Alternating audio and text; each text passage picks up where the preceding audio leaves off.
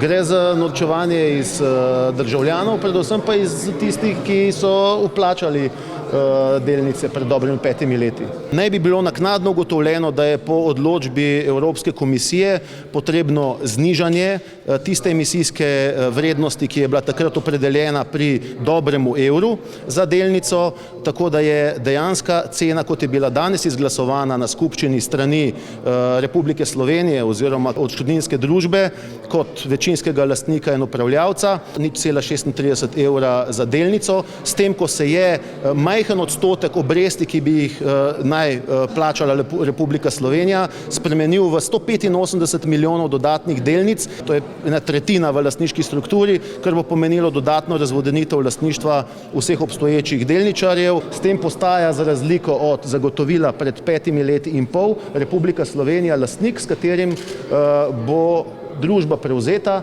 manjšinski delničarji pa iztisnjeni, izrinjeni iz lastniške strukture. To je britje norcev, ne moremo drugega reči. Sklepi, ki so bili predlagani strani večinskega lastnika banke in teh sklepov uprava komentirati ne more.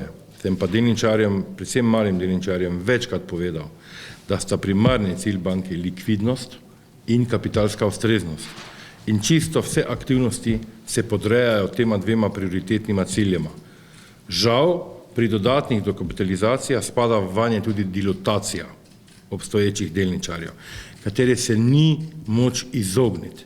Jaz ne razumem tako neodgovornega ravnanja upravljavcev z lastnino Republike Slovenije, da se na takšen način igrajo ob tem, kar gledamo v primerih številnih drugih držav v Evropi tudi, kaj se dogaja, ko se ne samo vlagatelje, ampak državljane razjezi. V tem primeru so oškodovani tako delničarji kot državljani Republike Slovenije. In s takšnimi postopki preko slej lahko računamo na scenarije, ki lahko pomenijo tudi ne samo resno negodovanje, ampak izredne razmere iz naslova tega, da je vendarle s tem tudi konec kakršnega koli delničarstva in funkcioniranja kapitalskega trga v Republiki Sloveniji.